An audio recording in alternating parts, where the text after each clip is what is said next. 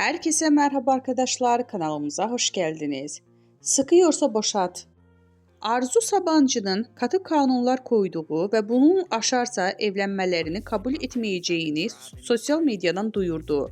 Hande Erçel müstakbel kaynanasına öyle bir cevap geldi ki, ünlü oyuncu Sabancı'nın yaparsan oğlumla evlenemezsin, evlenmiş olsam bile boşatırım diye haber yolladığı ilk kanunu önceden çiğnediği hem de ardından sosyal medyada ilan etti. Hande Erçel Arzu Sabancı'ya sıkıyorsa boşat diye paylaşım yaptı.